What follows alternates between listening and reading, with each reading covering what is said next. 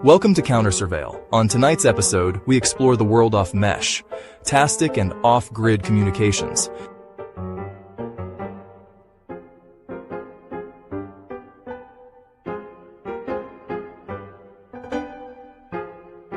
So literally, tune in. That was the worst intro video yet, Steve. That was...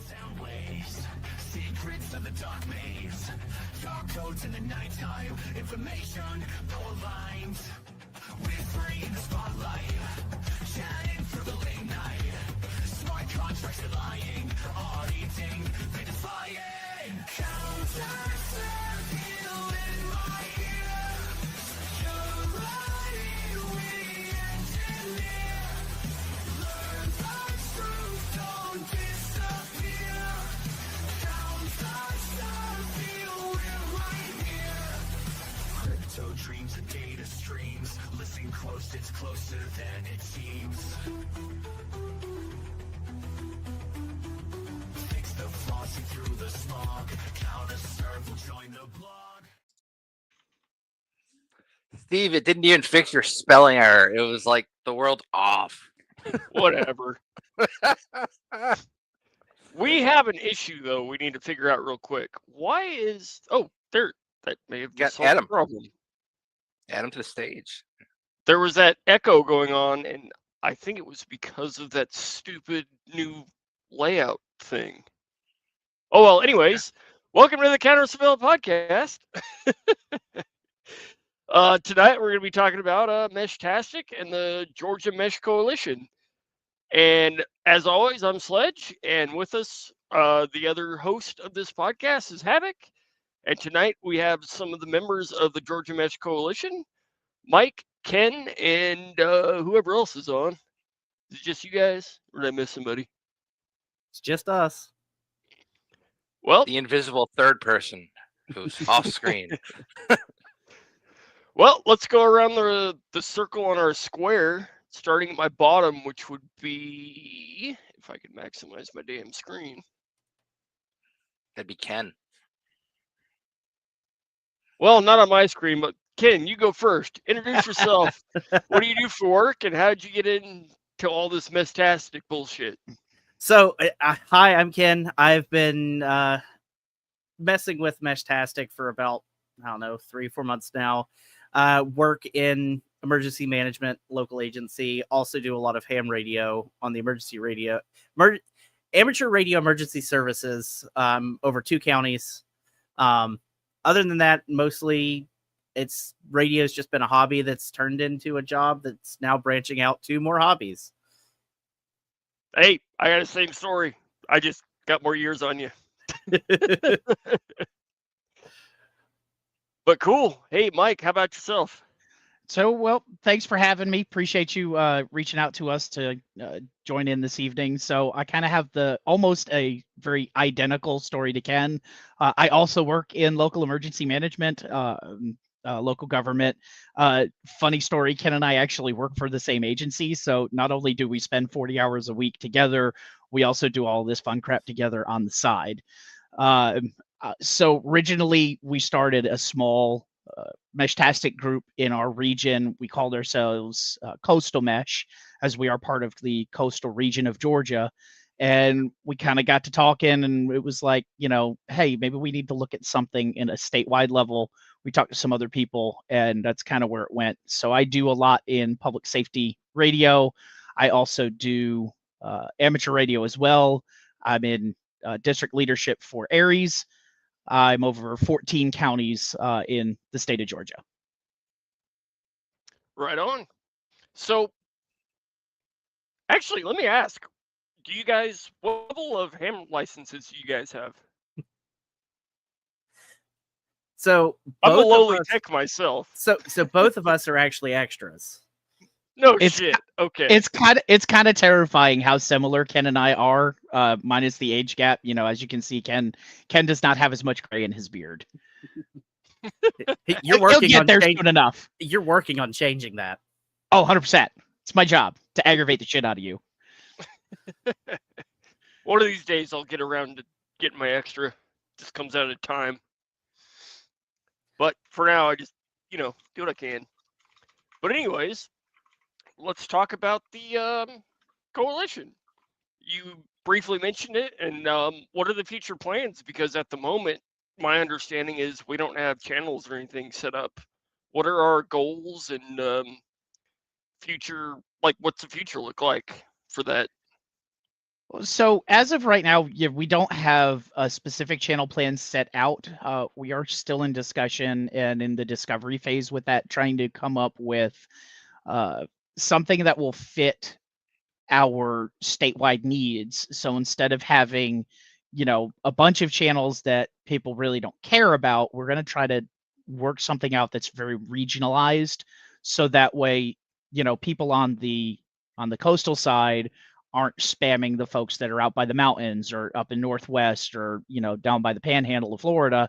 It's going to be really regionalized with some interop in between the entirety of the state. So having a channel where everyone can communicate, with encryption, obviously, that is kind of the whole thought process behind Meshtastic, is having that resilient off-grid and encryptable communications. Having something where we can interop across the state when we need, help from other people is kind of the whole point behind a statewide mesh network, if you will.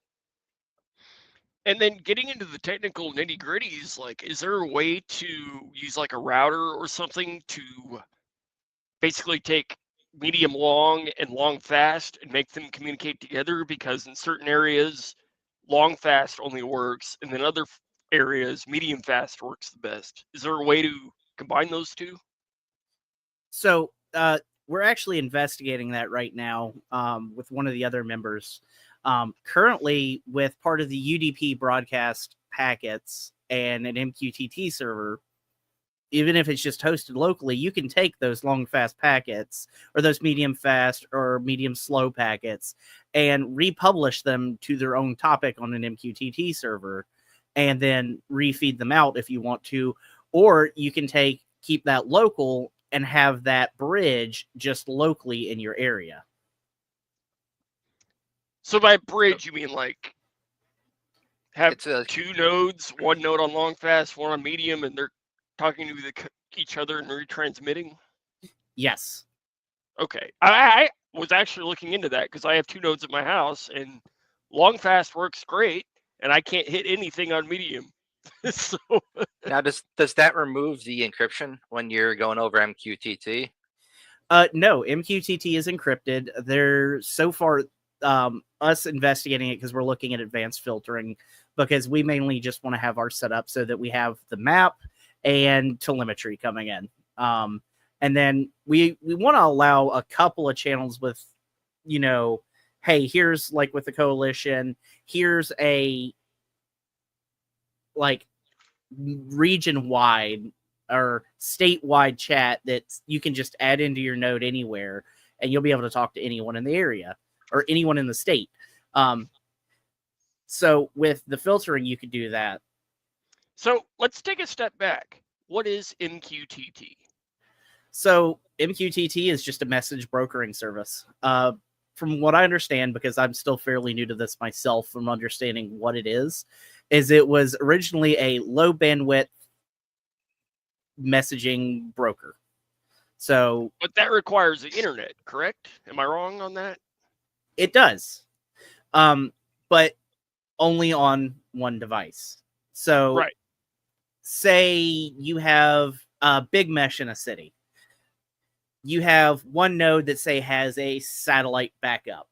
So say, like, hypothetical here, you have a disaster come through an area, you have your mesh network. People want to be able to talk into that area. You set up one node that has good coverage, that has access to an MQTT server, be it hosted in the cloud or hosted on someone's local network somewhere. If somebody wants to talk in, that one node can forward the traffic from the MQTT over the local mesh. Right. Actually, we should probably take another step back and explain what the hell is Meshtastic. Maybe. So Meshtastic is a somewhat open source. It is a Git project where people can send in commits and they can help develop the system. Meshtastic is off-grid, resilient, no other means necessary aside from the hardware and flashing the firmware to the device type of communication that can either operate encrypted or it can be unencrypted.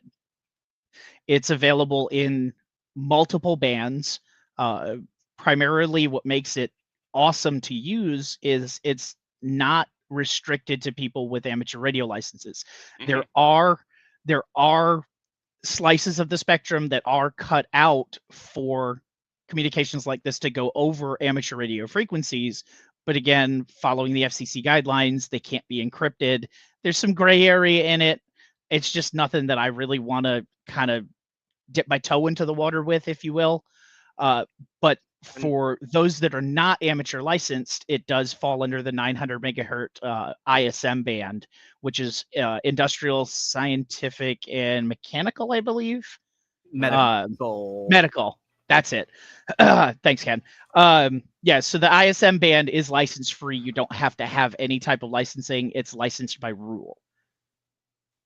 And Meshtastic, I believe, is centered around 915 megahertz, Yes. I think. That's like Yep. 868 to 915, right? Or Yeah. is it, yeah. And then when it comes to the hardware that it's using, it's called LoRa. What was that? Low or long range, low power. Forget the actual acronym. LoRa is long range, low power, long distance. Close enough. And there's a lot of different types of hardware out there for that. You can go $10 out. You can go $200 out.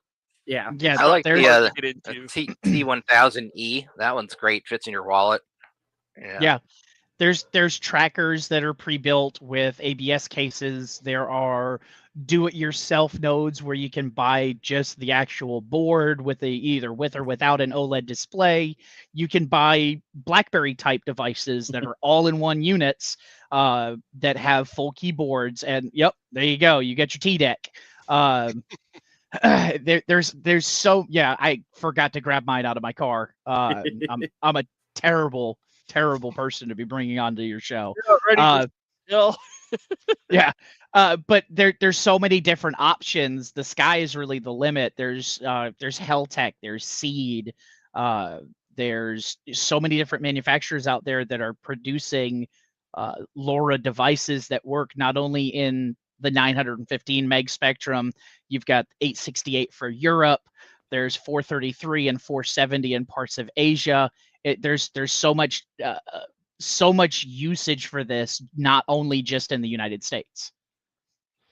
Yeah, and then from my understanding, because I'm kind of with Ken on this, this has been the latest hotness, so I'm still trying to catch up. But it sounds like the channel layouts in different countries are different too. It really depends on the region that you're in, and the groups that kind of control that region. It's not you can really do anything with it, and that's what's so great about it. With the long fast channel, which is your primary kind of hailing channel, it's pre-programmed into everybody's device. So if you go into an area that you've never been to before and you don't know that channel layout, you can just blast a message on long fast and say, "Hey, I'm new here, help." And people will jump right in and go, "Hey, join this Discord or go into this Signal chat," or what have you, to get that information to get you the right channel plan. Interesting. Okay. I would show you mine. I've got a Heltec Station G2 sitting over here. Let's see if we can zoom in on it. But I've got an SDR watching the channels. I can't move the camera, but if you zoom in, you can see the signals on each channel. So you know how there's like slot 20, slot 45, everything in between. No, not me. Between medium and long fast. God damn it. I was trying to zoom in on Steve, but it zoomed in on me. Will that zoom in? Can you actually see that? Click that button for the first layout option there. It should zoom in on your shit. Nope, That's me again. Doing it live. It's defaulting to you. What the hell? I'm just special. It's that worm he's planted in your computer, just making sure he's Clearly. the center of attention. Clearly. Damn God, it, it's doing Steve. it again. Son of a bitch. The camera loves me. Ah, no.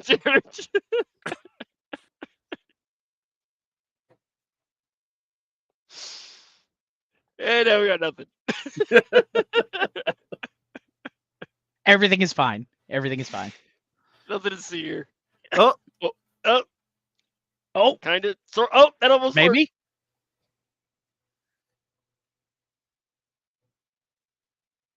There it is. Yeah, you can kind of see it. Because how the Meshtastic protocol works is you got a series of ups and downs. They call them chirps, and there's different channel slots. And right now I'm focused on the 915 megahertz range, but I can see 15 megahertz on each side of that frequency, and I can see each channel slot and all the chirps being transmitted throughout. So it's kind of cool to visualize.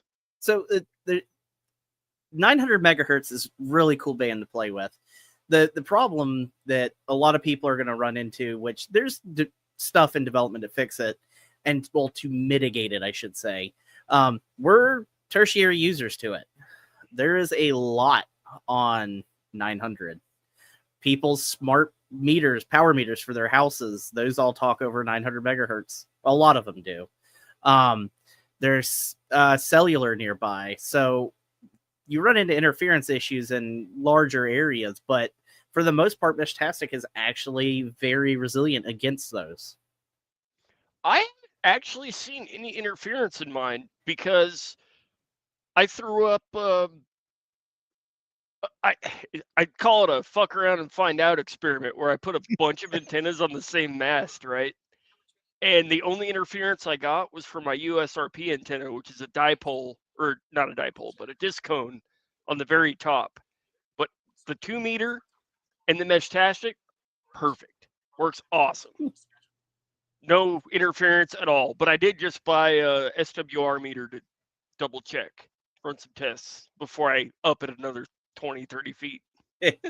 There's this one YouTuber I watch who's taken apart a bunch of the smart power meters and reverse engineered the mechanism that they use to join the network. And he was showing how he can essentially, with a hack RF, join as a new meter to the network and get all this data he's not supposed to be able to see about the readings from the houses near him. That's pretty cool stuff. It's almost terrifying that you can reverse engineer this stuff and figure out all the data that's actually being transmitted across 900 meg. There's just so much unencrypted and identifiable information that's just floating out in the outer space, if you will. Well, it falls into security through obscurity. Yes. I guess, yeah. My senior project was capstone project was decoding flex and poxeg data from local hospitals and storing it in a database that was searchable. And we found all sorts of stuff like social security numbers, and we ran it across a DLP, and we were able to see all the stuff that was definitely privileged health information just being broadcast over the pager networks. It's great. So speaking of, obstruction or, obscurity by whatever Ken said, that's Security through obscurity. Yes, that's it. So one of the great things about Meshtastic is that the long fast and long slow channels support AES 256 encryption. Mm-hmm. So if you really got to get a message out that's super extra secret squirrel, you do have some pretty good encryption layers available. Nice. Until the NSA pops up a node. Exactly. Which Lord knows they're already listening to us through our, Alexa devices, if you're dumb enough to have one of those. Oh yeah, you always got to send your local Fed a selfie. That's right. Like a dick pic or something. Do they have? Hey, speaking of capstone projects, this was mine. Have you seen this? It just came in the mail today. It's the multipass. Yes. Multi-pass. Multi-pass. So what it is a barcode cloner and spoofer. And my college capstone project was building one of these. And these guys just made it slick credit card size that fits in a Flipper Zero. And I'm sitting here like, damn, that's awesome. That is pretty sweet. Dude, in Vegas, one of the garages at the hotels I used to park my car at frequently, you could literally do an increment attack with the QR code, with the barcode. So I would just generate a new barcode, and instead of scanning my ticket, I would scan my phone, and it would be essentially it would be like, instead of paying for 5 hours, you're paying for like an hour, because you're just getting somebody else's ticket. They're screwed later, but it ain't, you don't have to deal with it. Technically, there's apps in the Flipper you could use for that too. So it's easy enough to do on the phone. that brings up one of the projects I'm working on currently, pending free time, is taking and building a Meshtastic hat for the Flipper. That'd be pretty cool. There's I mean, you got all the pins. Yeah, there's someone that's already made one, and as far Make as it I'm remote aware, controllable from a distance. as far as I'm aware, it's just not commercially viable because of the part selection they use. So I've been working on redesigning one that's compact, ergonomic, and functional, or more functional, I should say. Make it so you can launch attacks from the Flipper, but from another Meshtastic device far, far away. Hey, some of these TDECs, I've seen guys on YouTube that there's some firmware out there that act like a Flipper or like a pineapple and do different attacks on whatever it can reach, which is pretty neat. It doesn't work very well from what I can see, but it's a cool idea. In theory, that does sound like it would make sense, but in practicality, clearly it's not. It's really not to that point. Yeah. Yeah, And then, the have you guys... ESP modules are not great at Wi-Fi attacks, so you need it's a little bit more need hardware. At least 2 or 3 ESPs to actually do a Wi-Fi attack. But have you guys had any issues with Bluetooth on any of your Meshtastic devices? Personally speaking, no, because I go through every new node and change the Bluetooth pairing pin to my own pins that's different for each one. There has been issues where people, and you'll see it on Reddit at least, where people will be like, hey, my node has changed all of this, and it's because you find out they're using the default pin of 1, 2, 3, 4, 5, 6. And speaking of being 1, 2, 3, 4, 5, 6, so just for like a size offering, this is a Meshtastic node. This is a rack node. As you can see, it is super, super tiny. These are some of my personal favorites now. I was a big Heltec guy when I first started. Thanks to Ken, he finally talked some sense into me that these rack modules are so much more power. They're not as power hungry. They have built-in solar control. They're using the Rock chip chipset. I'm sorry? Which chipset are they using? The Rock chip one or NRF? Yeah, it's NRF? the NRFs. And for those listening, it's RAK. Yes, Romeo Alpha Kilo. Let's see if I can grab it from behind me because it's sticking in the rack. The rack modules also come with a proprietary pin. You can add sensors to these. Ken's got his sensor node that does temperature and humidity stuff. And that all of that information is just data bursts back to the map. So we could pull up the map and pick up his node, and it will give all that information from those sensors straight from it. That's one of the great tools that you can add to your toolbox for case uses for Meshtastic devices. You can pull temperature, humidity, barometric pressure, air quality index. Yeah, Ken, talk about how you set all that up, because I've been thinking about doing it myself, like an altimeter and everything. So this is not set up as an altimeter. This is still a very much work in progress. This is a using a rack module, the full size one. It's got one of the Bosch environmental sensors that's sold as one of the WizBlock modules. It literally just plugs in through a fine pitch board-to-board connector, one screw. You tell it to enable it.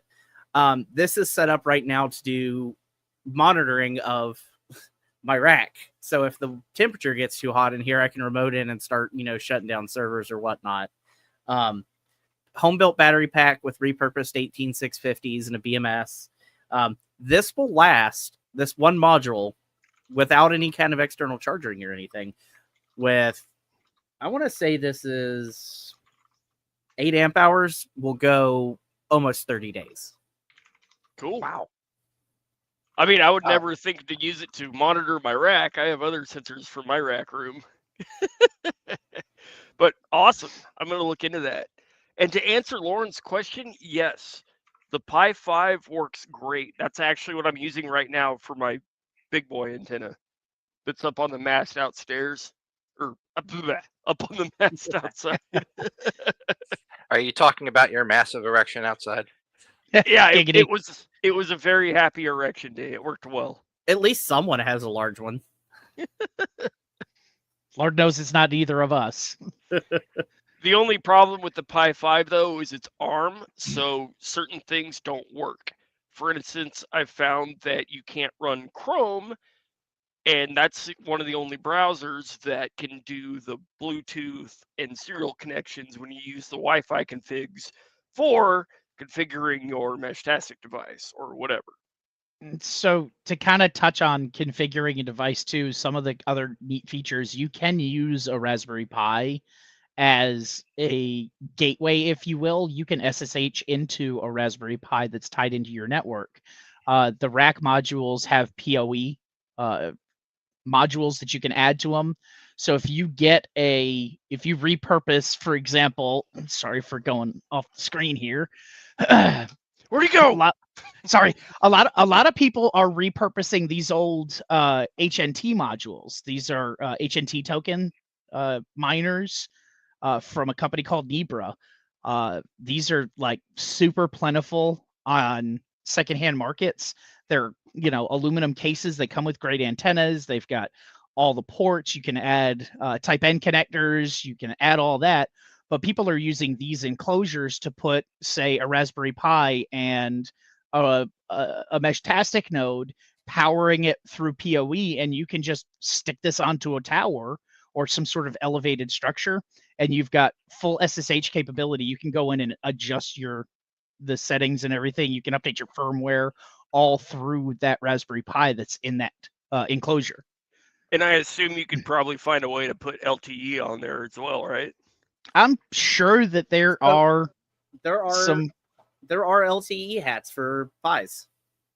Yeah, And that would be also freaking just sweet. thumb drive sized dongles that provide it too. Yeah. Yep. Yeah. Solar powered LTE SSH. That would be the setup. That would be pretty cool. I always wanted to build one of these and like have a drone drop it on top of a mountain. It's funny you bring up drone. A while back, I've got a drone, and I took one of the T114 modules. I just happen to have one handy here. These are powerful little boogers for their size. Let me grab a thumb drive. I don't have a thumb drive handy, but this is like the wireless receiver for my headset. It's larger than that. They're about the same size. I strapped one of these with an antenna to the bottom of my drone and flew it up to the ceiling at 300 feet. And I was actually able to pick up a lot of nodes, surprisingly, for as low power as most of these are. We did some cool shit with those Hack 5 pineapples back when they were popular, but now there's better ways of doing it. But we would strap those to drones and just fly around and war fly. So one of the one of the cool things to kind of touch on with that drone usage, I'm not gonna, kind of steer anybody to any particular designers. There are a bunch of there's so many 3D printable enclosures for these devices readily available on like printables and Thingiverse, and it's like a tinkerer's nightmare, or not nightmare, but a tinkerer's dream. But nightmares are dreams too.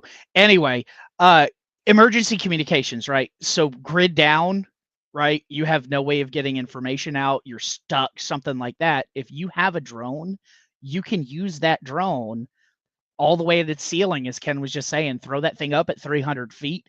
When you send that initial hop from your device and you send it through that drone, you're now effectively putting that antenna at 300 feet. And with anything in the VHF and UHF realm, height is might. Everything is line of sight. So having something that you can get up to 300 feet up into the air, you're going to effectively increase that coverage by so much. You're going to be able to get that message out and potentially get the help that you need.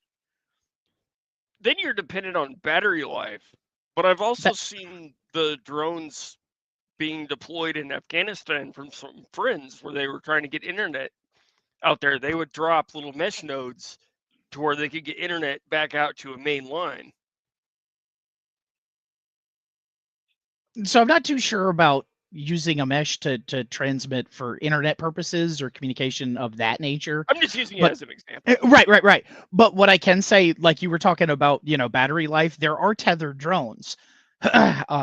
I can, say I don't want to tell you how expensive they are, but the agency that I work for, we do own a tethered drone. It's, how far up does ours go? I think 150. Yeah, 150. Yeah, so it's got 150 feet of cable, and it can be powered from the box at the base. So you're sending that power straight up to that device. I have never heard of that. Yep, tethered drones. Yeah. And the great part about tethered drones is because it's tethered, you don't have to have your FAA license to fly it.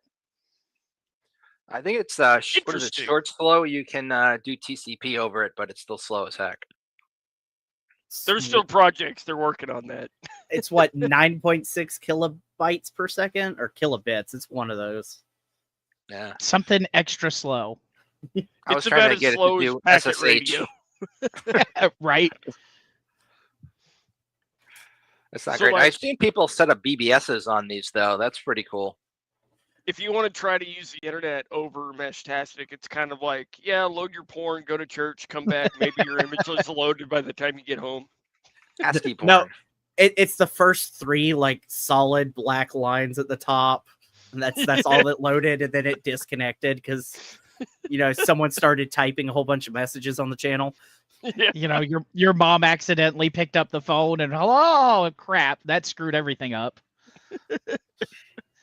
So having to touch on your comment about having a BBS. So there are two different types. There's Meshtastic and then there's Mesh Core, right? Meshtastic is more on the ad hoc style where it's, kind of run what you brung kind of equipment. It tethers off of each other to increase its effective coverage area, where Mesh Core is more focused on it's very infrastructure heavy. So it needs a lot of permanent infrastructure in very specific and areas that make sense, if you will. It's almost like an LMR radio system, a public safety radio system. You want to do signal surveys. You want to make sure that where you're putting that radio tower is going to be effective to make that coverage work well. Where with Meshtastic, it really doesn't matter if the nodes are moving, they're still sending out those hops, whether it's a device that's sitting still or if it's a device on the roof of your car. Interesting. So that brings up another question. In most of these mesh devices, do they have built-in GPS, or how does it know where your GPS position is? So most of them have the ability to use off-the-shelf GPS modules that just talk back to your serial port on your microcontrollers, your standard UART. So you would have to add it like a hat or something. Like a hat. Let me grab this T114 again. That I have handy. So the T114 kit that you get, it comes with your module, which standard module, OLED screen, USB-C. But if you look on the back, you've got 3 connectors. You got your battery, your solar, and then you got this big one on the end here. Well, the kits most of the time come with one of these, which is a GPS antenna, the GPS module on the back that literally comes with the cable. It's micro JST that just plugs into here. You tell it, hey, you have GPS. It goes out and it searches the UART pins. Goes, hey, this module, this is its identifier. All right, I know what I'm doing now. And you have GPS. You can Shit. You should drop a link to that GPS dongle. I need a couple of those. It's not a GPS dongle. Yeah, Or whatever it's you wanna call soldered that onto thing. the UART. It's on the UART. He said the solder. That's that what I on there. mean. I know. I've got things with those connectors that I could use that with. If you go with the T1000E tracker, that's like card shaped. It's got a GPS module built into it. And all this is an L76K GPS module, an antenna. That's what I need to know. L76K. Any then the off-the-shelf one that's compatible will work. It doesn't have to be that one. Yeah, Right. there's a whole bunch that it supports. So that L76 actually is kind of the most common sized one. So when you're looking at these pre-designed, pre-engineered 3D printed cases, most of them are going to be set up to fit that particular size. And to piggyback also on what Ken was talking about with the GPS, you can also pull the GPS from your phone if you have the settings correct in the Meshtastic app. Right. That's traditionally how it's done. Right. If you don't have that antenna. Right. Looks like there's So a bunch what's of different ways to do it. What's the purpose of the alliance that you guys have formed? Like, what's the mission statement? What are you guys aiming to do? So what we are looking to do is to create a statewide mesh coalition, if you will, right? I mean, it kind of fits into the name Georgia Statewide Mesh Coalition. What we're trying to do is to have a way to communicate when all other methods of communication fail, right? It falls back into that preparation mindset of, if I need help, I need to be able to get that message out. If the grid is down, if I have no power, if I have no internet, if my cell phone isn't working, things like that. If I need to get a message out, it's just another tool in your toolbox to be able to communicate across the state and even across the state line into other states. I think it would be awesome if we could get from Tybee Island to North Carolina. That'd just be dope. So there's actually some folks on Hilton Head that would really like to have a link between Tybee and Hilton Head. And we've been talking back and forth on some different ideas on how to make it work, including like it sounds like it works in my head. It probably won't work, but using some Yagi antennas and 2 nodes, basically one node with an omnidirectional and one node with a beam, and that beam is shooting straight to Hilton Head. The other beam is shooting to Tybee. You've got that clear over the water. You should be able to make that almost line of sight shot, but also at the same time, that Omni will add the local area around it. And once you add a few more nodes in that area, you'll add those hops. Yeah. In theory, it seems like it will work. I'm probably completely wrong because I don't do engineering stuff. That's why I've got Ken.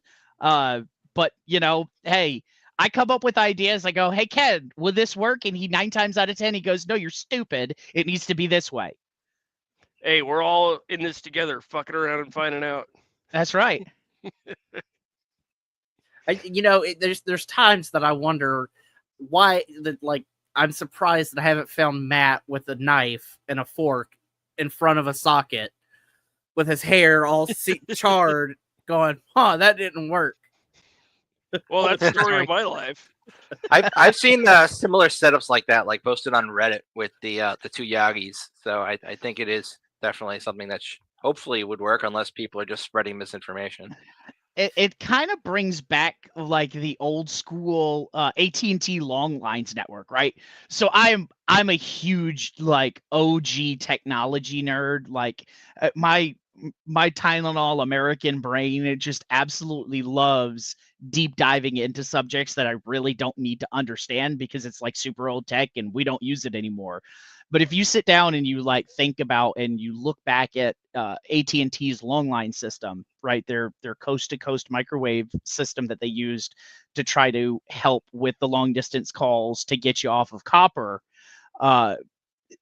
you could use those theories to build some sort of a long distance LoRa network using Meshtastic.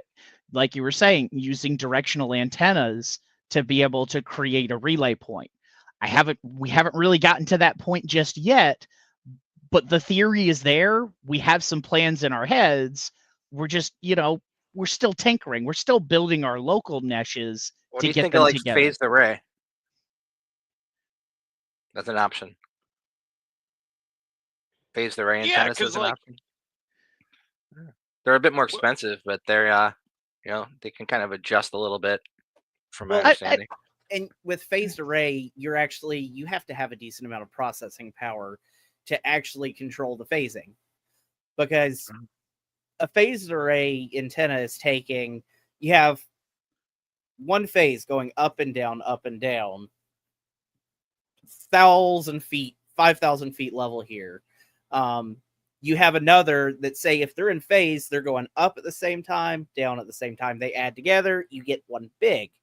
Phased array can actually take and use the constructive interference and the destructive interference and actually form you a beam.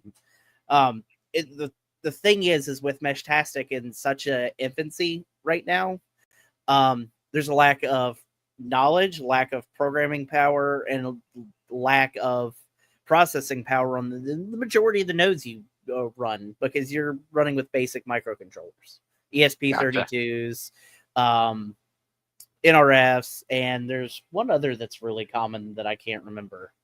But the principle of taking, say you have a box with 2 nodes here and a box with 2 nodes here. You take 2 of your nodes, you point them together with a tight beam Yagi, maybe get, I don't know, 45 degree, 35 degree Yagi. Point them at each other, get a connection. You also have locally in that same box, you have another node that's doesn't even have to be connected anyway, that's on an omnidirectional antenna that's going to take, because of near field antenna, I don't know what you call it, near Radio field physics, yada, Yeah. yada, yada. near field physics. Those two, even though they're not, your Yagi's pointed this way, you're still going to get RF radiation off the back. Yep. And they'll still be able to communicate, but it's going to pick up off that Yagi, and then it's going to hop to the other node, and then it'll disseminate out into your wide area network. It's like, Nice. in theory, if you have a bunch of like repeaters all across the state, but line of sight as a backbone communicating, and then have nodes connected to them, and have everybody connect to your nodes, and then use these others as a backbone, like repeaters or whatever. I don't know. I'm just thinking out loud. Honestly, that's kind of the thought behind it, is, having a way to not use MQTT, right? So like I love Correct. the availability of the MQTT to where we can use that to help bridge the gap, right? Where you have areas where you don't have that, you won't have that coverage, because obviously these devices are power limited. Okay, everything that's in the 900 megahertz spectrum under ISM, there are power restrictions. You can only go up to a certain wattage. You can only have a certain EIRP, right? Being able to have something to say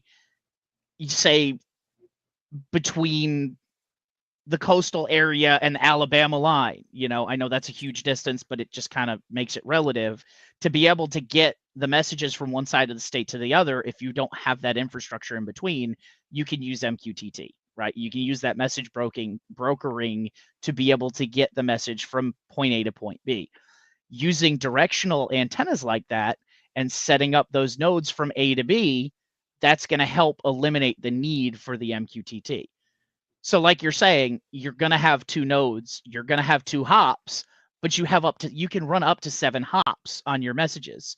Yeah, it's not going to get out as far, but it's still going to get the job done, and you're still going to get that message from A to B. So, is there a way to get like the same mapping diagrams that we have, like those dashboards, without using MQTT? So, the local node on the app on your phone can actually pick up pretty decently nodes that you've heard and map them. But as far as I'm aware, all of your normal utilities that do that are listening over MQTT. Right. I'm just wondering what would happen if everybody turned off MQTT. How would the map work at that point? It wouldn't. Yeah. It's the simple answer. It just wouldn't.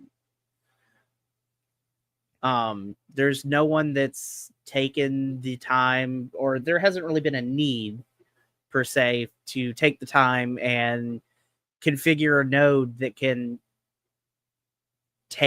pull the raw packet data out and then feed it directly to a map, because the MQTT message brokering services was the easiest way for them to accomplish their goals at the time. And to be fair, this is a solution to a problem nobody knew we had. It's usually how it goes. So that would be pretty cool. Same with like running TCP/IP over it. That'd be sweet, but not realistic. Might be able to play a, Doom match over it. Ken, if we could do that, I would love it. 100% would love it. When you show off your Liligo and somebody says, "Can it play Doom?" You're like, "Hell yeah, it can." But the real question is, can it play Crisis? I got asteroids. Hey, it brings me back to one of the fun things that I've done with an ESP32. Just as a joke, there's someone that created a GitHub repository that's the Rickroll honeypot. So you take an ESP32 that has the ability to do Wi-Fi. You set it up into broadcast mode. It broadcasts a Wi-Fi network. You name it like free Wi-Fi or guest Wi-Fi. You have it open. That's got a captive portal on it. That ESP. That's totally not what my parabolic dish on the top of my mast is doing for the public pool. And you sit there, you click, oh, it's public Wi-Fi, I gotta log in. You click that login button, it serves a local copy off the ESP32 of the Never Gonna Give You Up. It's wonderful. Dude, my favorite thing though is every 30 seconds, either Rickroll or kittenwars.com, and then redirect every Google search through Bing. oh man, that's brutal. That is brutal. Oh, I was going to follow up with something, then I forgot. Son of a bitch. Anyways.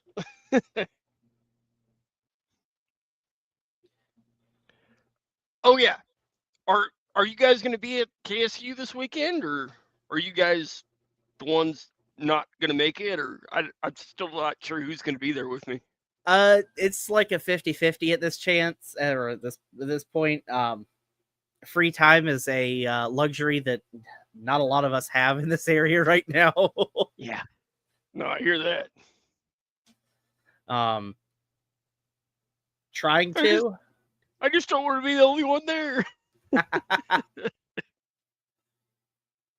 have faith in you. It would be a good time for me to get out there and finally give away some of my flotilla. I've been going through my entire stack of 3D printer filament trying to get it ready to print nodes, and I'm at a box of benchies. Nice. Oh, just hey, thanks for talking to me. Thanks for stopping by. Here, have a boat. I was doing that with dick butts for the longest time. Oh, that brings up a wonderful story. And then I got in trouble because one of the concerts I was handing them out at was an all ages show, and somebody got pissed off because I didn't realize it was all ages. That'd be all right. So, That'd be all right. So, a friend of mine a while back, there was an event going on. I will not name the event because I don't want to incriminate myself. He 3D printed with a resin printer a whole bunch of dick butts that were about the size of a pea. And we hid them all through vendor booths, in vendor bins. We hid them everywhere. I kept seeing them for like 3 years afterwards. I kept finding them. Dude, one of my dick butts lives on forever because one of the bands that played on our stage, I gave him the big one, like 1.5 feet tall. Nice. Like girthy. And they put it in one of their music videos on the dashboard of their van. And now they're huge. And they left it there as an Easter egg. See, That it's is awesome. funny you bring that up because there's one of those sitting off camera a little ways. And then with my resin printer, I also made these little tire caps that look like dicks. So you can just replace some of these tire caps with little glow-in-the-dark dicks. I wonder how long it would take for Matt to realize. You're in trouble. We're just going to leave it at that. You're in trouble. 3D printers unite. Right? The real move would be take and design it with a little pin inside that where when you screwed it down, it let all the air out of the tire. That is absolutely brutal. Got to relieve some pressure.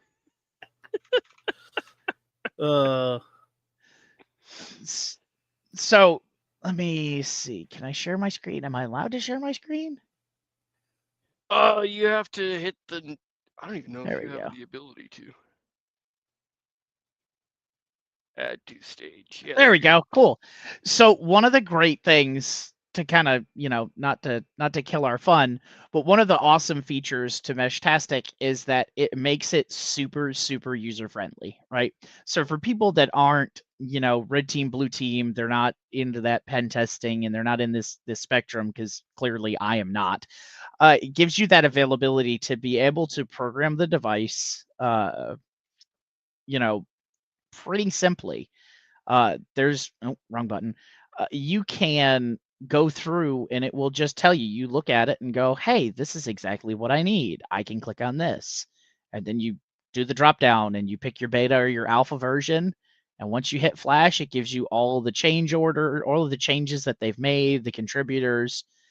Once you connect it to the with your USB-C cable, you just hit update. It rocks, it rolls. If you want to wipe it, you can do a full wipe, reinstall straight out of it. It makes it super, super simple for people that are not very techy. And that's, I think, is one of the greatest features of Meshtastic. You don't have to have a bachelor's degree in computer programming to be able to do this. Anybody or radio with a computer. physics. Exactly. You don't have to be an RF, a professor of RF theory to be able to use these tools. You could teach your uncle how to do it. You see that little rocket next to there? That's the auto detect. Yep. You could literally just click on it, hit connect, and it will auto detect which device it is. Obviously, I don't have any devices close to me to be able to pick up, but you can program it like that. It's super easy. Specifically in our Discord, we have channels for tech support. If you're having a problem and you don't know what you're doing, you can go in there and go, hey, I can't figure this out. There's channels for hardware. There's channels for firmware. There's technical support for server related things. There's just the availability for help is just, like exponential. And then to add on to, after you flash your device, let's say you get a brand new device, you go through this flashing technique, and you find a mesh that you want to connect to. You can share configs via QR code. Yep. And those typically work, assuming For the most somebody's part. maintaining it. It For the comes most down to part. they got to be maintaining it. Because Right. I've come into situations where I load up that config, and then it doesn't match what they actually have on the website. I'm like, son of a bitch. So you have to maintain the QR code, and there's been a couple times in firmware revisions where the QR codes have broken between, say, I think it was 2.5 to 2.6. If you use a 2.5 QR code and try and load it in 2.6 firmware, it won't work. Yeah. That's another thing you have to, because they're pretty good about the beta releases being they're regular, but they're not often. The alpha releases are almost nightly releases at this point, because there's a lot of people that are helping out and that are contributing and, you know, making the software and the everything better behind it. Yeah. I'm not necessarily talking about the firmware itself. I'm talking about the configurations that you can scan with that QR code to automatically configure it. Sometimes it's all janky and not what it's supposed to be. Yeah, it really it goes back to what you're saying, that it takes maintenance. Someone has to keep up and keep updating them. It's like we could, I don't know, Mountain Mesh probably wouldn't be a good example. That's actually probably, I need a higher antenna because they just moved to medium slow or medium Right. fast. Right. And that's the thing, is each region, depending on their infrastructure, really depends on what works best. So what works best for Mountain Mesh is medium fast for our areas, you know, that aren't as saturated and where we don't have, you know, the big mountains, and we don't have the hills and the tall buildings to be able to put nodes on. Long fast seems to work best for us. Yeah, it was working great until they switched. I was maxing out my nodes. I couldn't even, the RAM wouldn't take any more nodes. Yeah. And there's so many other cool features that you can pull up. We have a mesh map where you can actually scroll in and you can look and see all the you can see devices that are pulled in throughout the area. And you can click on each of these devices and you can pull up the information off of it. Pull up my weather node. It should be showing on the map at this point. It should have sent a packet in. Hey, look, it's Ken's weather node on Mala. Yep. You gotta send me the config for Mala. I can't seem to connect to it. So I haven't published it yet, but we have a fork of it that I have been going through and debugging. I will say the creator of it is open, that said, hey, this was generated by AI. There's a lot of bugs that are still being worked out on it, but right now I've got it mostly working in Docker. Mostly. Oh, bless your heart. I hate Docker, but okay. There we go. Ken's weather node, full details. So you can, when you pull it up here on the map, you can see what type of node it is. It gives you all the information, gives you the battery percentage, and it is pretty accurate. Here's his environmental metrics, power metrics. It shows all these different things straight from that device. But if you look down there at the environmental metrics, temperature, humidity, and pressure, it has not sent in a packet recently. That's pretty flatline, bud. Yeah. You just kind of gave me an idea. If nobody's done it yet, has anybody tied in ADSB signals into this?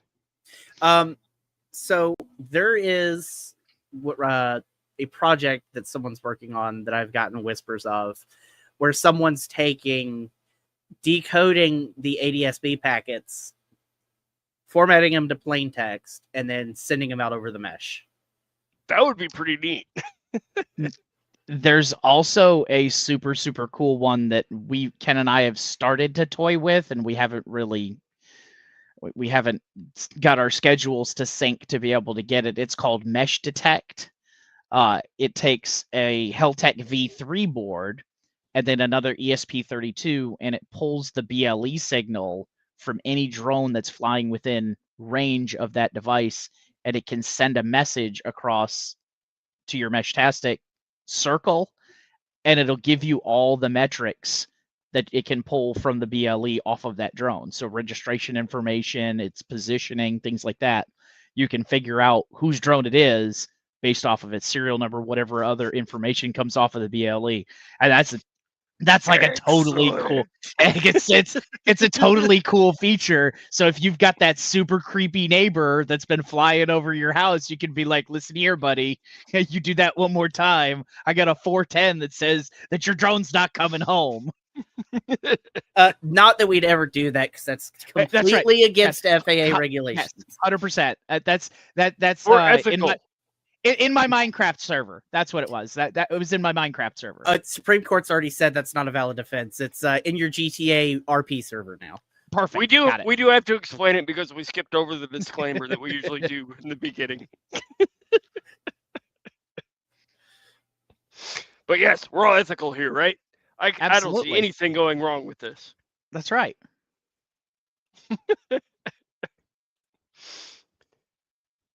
But it looks like Frank dipped out. You guys got anything else you want to talk about? Not really. It's just that it's a growing hobby, and that it's continually growing and evolving.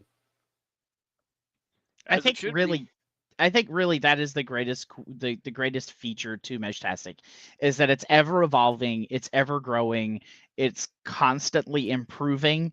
It's not any type of stale hardware or stale firmware. It's not a project that someone just, pipe dreamed and then, backburnered it. It's constantly improving. It will continue to improve. It will continue to get better, and it will continue to give people the communications that they need to be able to use in the, those situations where the fecal matter comes in contact with the rotating oscillating device. Yeah, when shit hits the fan, it does not get distributed equally. Exactly. It typically doesn't. And working in the emergency field, it definitely kind of is one of those really cool things to have in your pocket. Working public safety communications, working Meshtastic, these types of things kind of do work hand in hand. It gives you that extra bit of an extra communication tool to use when everything else has gone south. And even outside of the seriousness of it, it's just kind of a cool hobby.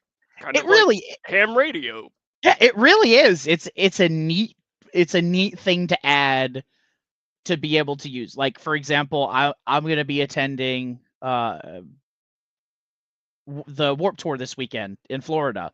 I'm going with a group of friends. The group of friends, we all have Meshtastic nodes. How do you think we're going to be talking to each other? We're going to be talking shit to each other on Meshtastic. Mostly drunk texting, but we're still going to be talking shit to each other the entire time. Did I hear you right? Warped Tour? Like, the Warped Tour. The OG Warped. Now, mind you, it's not the same as it was back in the day. Dude, I'm big into hardcore, so all I can imagine you guys talking about is like, dude, I just broke my leg. Come pick me up. Or it might be. I mean, I am bringing a really good friend who's in medevac aviation in the military. So hopefully I don't fuck my old self up and have to get him to actually do his job to save my ass. Me being 36 in a mosh or a dance pit, I'm like, one song in, I'm done. Yes. The more White Claws I drink, the rowdier I'm going to get. I used to think that until the White Claws started causing so much heartburn, I'd be thrown up in the trash. It is a downside to getting to the age in which we are. Hey, I'm still good. I got famous with a band called Gideon because I was in a pit and I was crowd surfing wearing a cowboy hat with a bunch of signatures on it. And I've worn that hat to so many shows that there's almost no more space for signatures.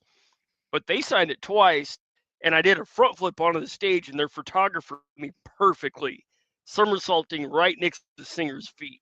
And it showed the hat with all of their signatures on it. And they use that on their Instagram for marketing. So I was famous for like 15 minutes. But that night is the night that I found out that my thumb could touch the back of my wrist. That's terrifying. I don't think it's supposed to work like that. That was fun. Somebody in the crowd happened to be a nurse and saw what happened, and she followed me outside as I popped it back into place and screamed at the moon. And then she was friends with the bartender when we got me a bag of ice. That's right. Oh, fun times. Who are you looking forward to the most at Warped Tour? I'm not gonna lie, I kind of haven't really looked at the performers. I think Young Gravy's gonna be there, and I'm not gonna lie, I am totally down to go get loaded and watch Young Gravy seduce all the MILFs. There you go. You're gonna put some Meshtastic in their near their drinks. You never know. You never know. Hey, they might be some nerds too. Hey, sometimes you'd be surprised. That's right. Yeah. There's a very, very famous YouTuber who is a part of a survival brand of stuff that is a very good friend of Ken's and mine. He's a part of our amateur radio club, and he's huge into like all of this stuff. Like if you got one look at him up close and personal, he's, big swole guy, big old bushy beard. You'd get one look at him and go, there is no freaking way that he's into 3D printing and video games and Meshtastic and amateur radio. You're thinking he's just out in the woods with a buck knife, stabbing freaking animals, cutting out their organs and just harvesting and eating them just because it's what he does. Dude, this guy is like the totally coolest guy to hang out with. So much fun to be around.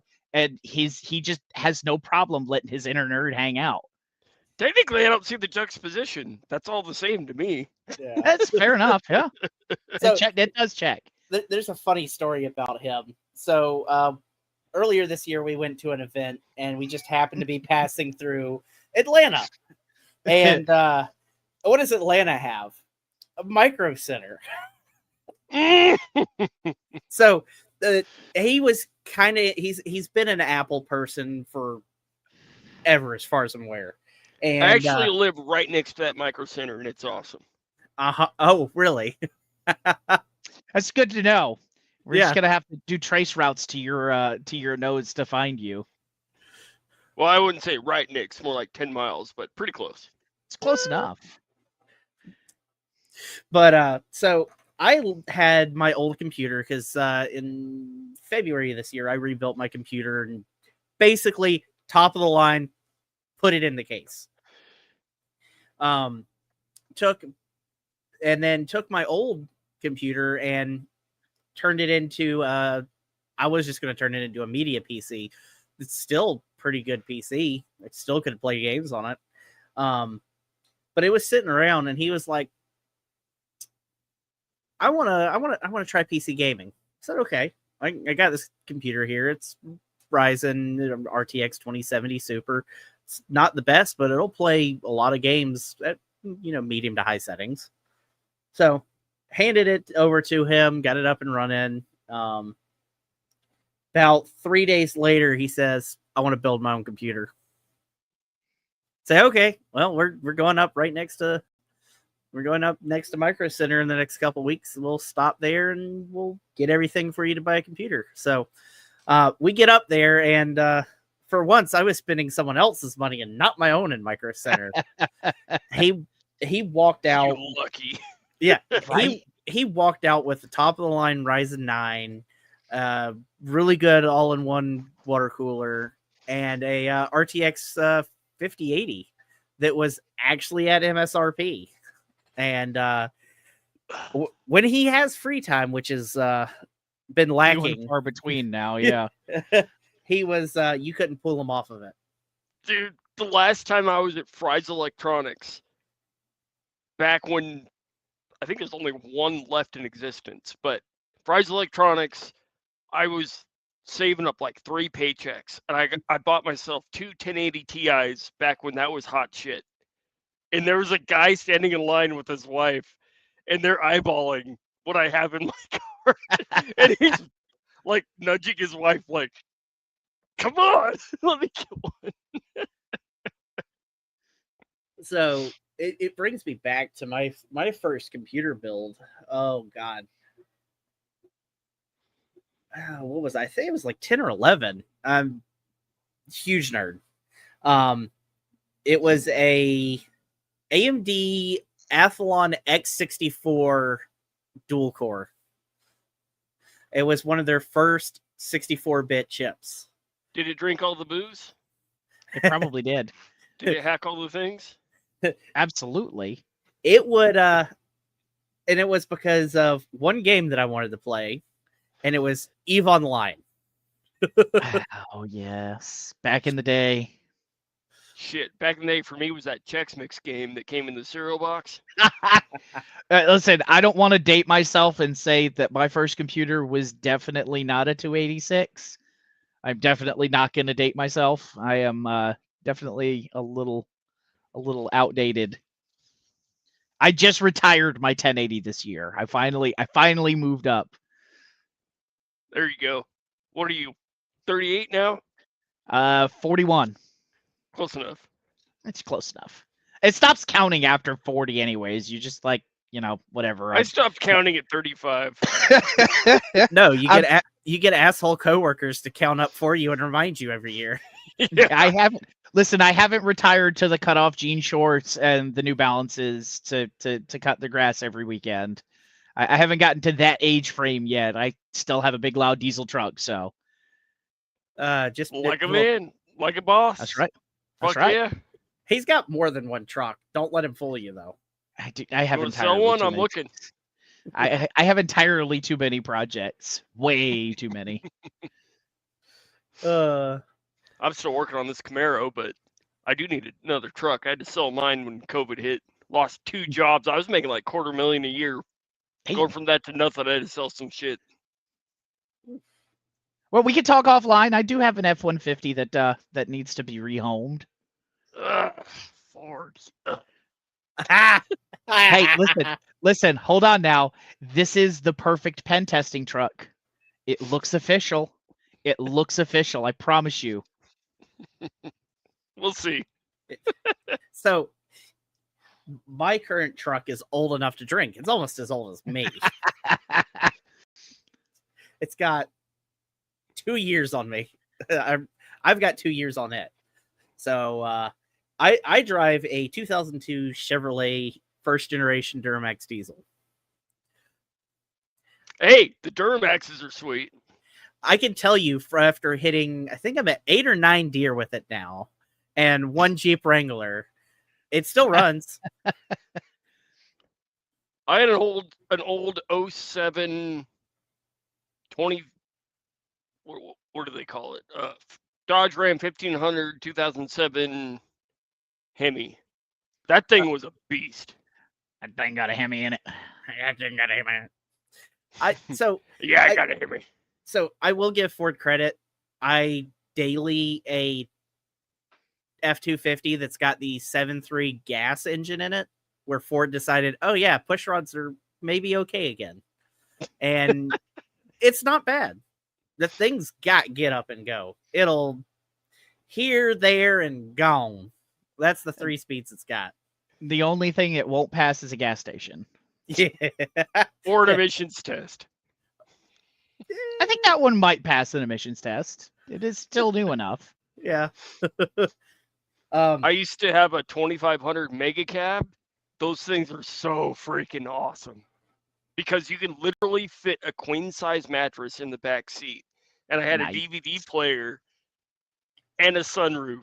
So I would take girls in high school to the top of the mountain and watch movies and, Watch movies. good times. Absolutely. Yeah, it's funny. Matt is completely accurate about it. It will pass anything but a gas station. Hey, you're on the highway, 13 miles to a gallon. You're in the city. Oh, on a good day. Well, it stays. Hey, you're in the city, 13 miles to a gallon. You're on the highway, staying a consistent speed, not stopping or slowing down, 13 miles to a gallon. It just 13 miles to a gallon. I had a buddy because I used to race dirt track in Colorado. So I had like 3 race cars that me and my dad built from scratch. And one of my buddies bored out the engine of a Bronco to the point where he was getting barely 3.5 miles to the Definitely seems plausible. So like it's wheelies and shit. Like, what the hell? so it's like there's a guy here local. Before he retired, he owned a custom car electronics shop. He did a lot of the upfitting for the local public safety, but he had a, what was it? It was a 67 or 68 Impala that had a blown big block in it. Mm-hmm. He could stomp on it, and you can literally sit there and watch the fuel needle move. You watch the RPMs go up and the fuel gauge go down all at the same time. Yep. And then you see the trail of piss on the ground. That's right. But he also had a really cool car. He had a GNX Grand National. It was actually a very special car. It was one of 6 that the EPA had bought from Buick at the time. And they had converted it with a 55-gallon fuel cell, and it would run on pretty much any fuel on the market. Ethanol, methanol, gas. Yeah, that's how we did it on the ranch. Methanol. We would even make our own fucking methanol. Yeah. But he had built that, and he would race it. And the thing, you would get 1/4 mile pass out of it and have to replace the transmission. So he'd carry a spare transmission. He'd make a pass. They'd swap out the transmission. He'd rebuild that one in the pits and then do it all over again. Yeah. That checks out. Sounds right. I'm trying to find a picture, but my dad's got an old Model A that we just it was rusted. Like, we got videos of the first time we got it running. Like, the floorboards are gone, but we got the damn thing to run. And we're driving it around, and he just completely refurbished it. It looks brand new. It's So- insanely, it's so cool. So I come from a mechanic background as well as an IT background. So a fun thing to do is there it is right there. Carry on.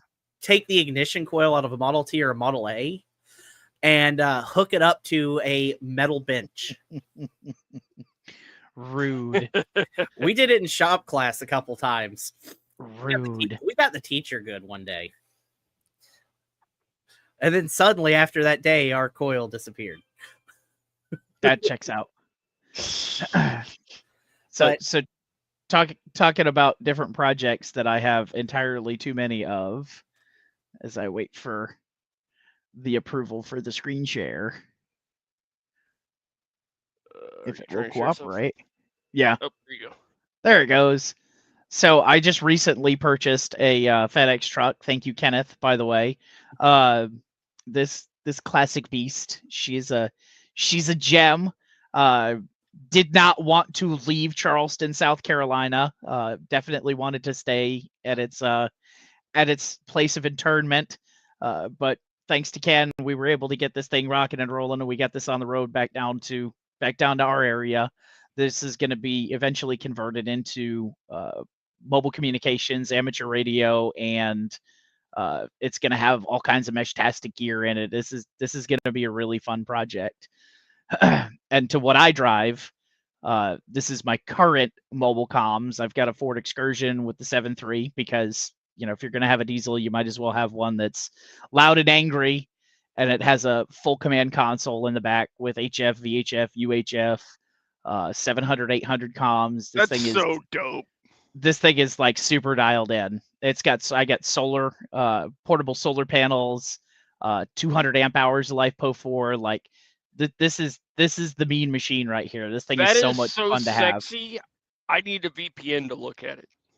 I mean, we could be able to make something happen. I'm just saying. That's awesome. But that FedEx truck you got, we might need to collab on some physical pen test engagements. Dude, I'm totally down. Whatever you want to do, we can slip that thing into just about anywhere. That's the point. Hey, I have a hard hat. I've got a reflective vest, khakis, a polo shirt with, and a clipboard. We can do some physical testing. Yeah. You are missing you're missing one part of the equation, Ken. You got to have one of these. Anybody that sees you holding one of these things automatically assumes this guy means business. Like, man, I used to do construction, coal mining. I was a journeyman electrician. I've done it all. So it's like I fit right into any situation. It's all about confidence, man. Pen testing is all about confidence. I That's right. belong here. But hold up. Check this out. All right, You that is see dope. that? That's what my dad restored. Is it me or is this a picture for ants? It definitely is a picture for ants. I don't know how to zoom in. But it's totally viewable. I can still see it. Wait, does that work? Kind of. Matt, that looks like your first car. Weren't you around during the invention? Nope, mine did not have an engine. Mine had holes in the floor and the big rock wheels. Okay. Hey, my first truck didn't have an engine either. I had to build it from scratch. My first car, the engine was held in with a belt from Walmart and 2 ratchet straps. That's right. That does not surprise any of us, Ken. What the fuck is... It's this new software, man. God, it's really they made an update to where where nothing works. It's definitely breaking your balls tonight. Yeah. This is the first time seeing it. I don't even know. What the hell? Oh, well. Wait, what? That's going to piss me off.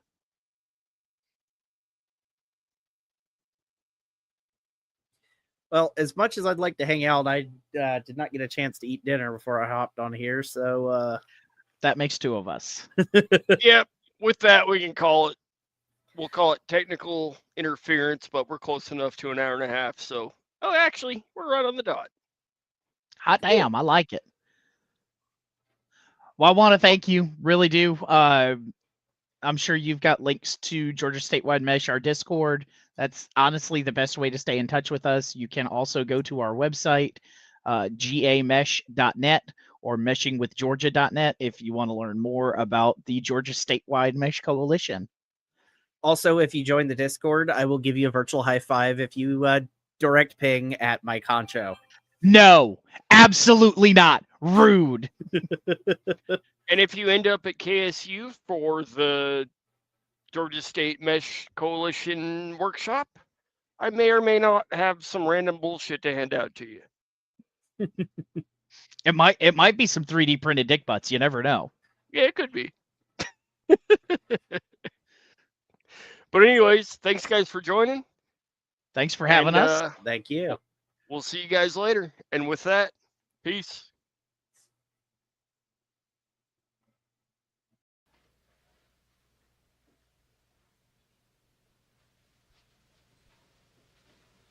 You're still here? It's over. Go home.